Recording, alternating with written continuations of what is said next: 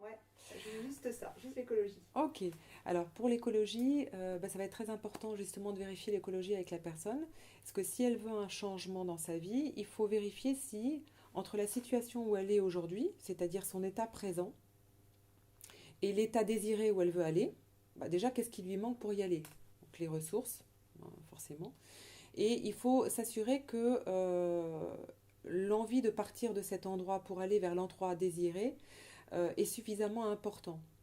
Et de comprendre dans sa façon de fonctionner qu'est-ce qui la motive à vouloir changer ou quels sont les freins à vouloir changer.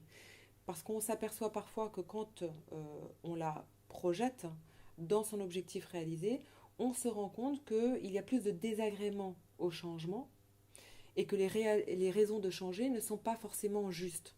Parfois, si je prends un exemple, si c'est rencontrer l'homme de sa vie ou la femme de sa vie, ou quitter son conjoint, ou alors changer de boulot, ou changer de lieu de vie, bon, ça peut être toutes sortes de problématiques.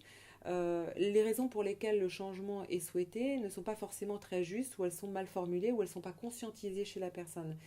Et le fait de clarifier simplement l'objectif, euh, elle va avoir des prises de conscience sur ah ok, en fait c'est pour ces raisons-là que je veux changer, mais si j'exprimais vraiment mes besoins à l'autre, si je demandais tout simplement à mon boss quelque chose d'autre, ou un changement de périmètre, ou eh bien finalement ce qui m'empêche voilà, de m'épanouir dans mon boulot, c'est plutôt ça et ça, mais c'est pas forcément, ça ne nécessite pas forcément un changement radical.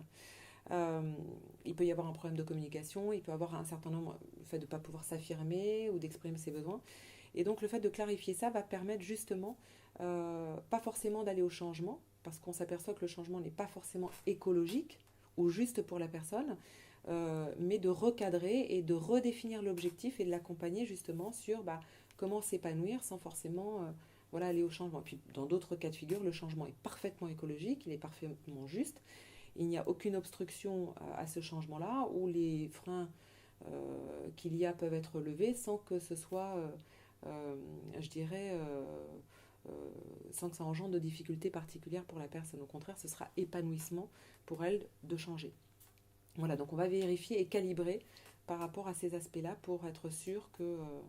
un autre exemple, une personne qui a un TOC, alors ça va être plus radical, on ne va pas lui enlever son TOC. Même si c'est très facile de le faire en très peu de temps, voire même en une séance, c'est pas le but. Pourquoi? Parce qu'un TOC cache peut cacher des crises d'anxiété profonde ou de panique.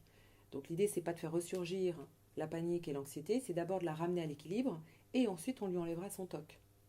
Hein, donc voilà, c'est là où on peut vérifier l'écologie concrète pour une personne. Il y a des cas de figure où il ne faut pas enlever tout de suite le symptôme parce que ça alerte sur quelque chose d'important.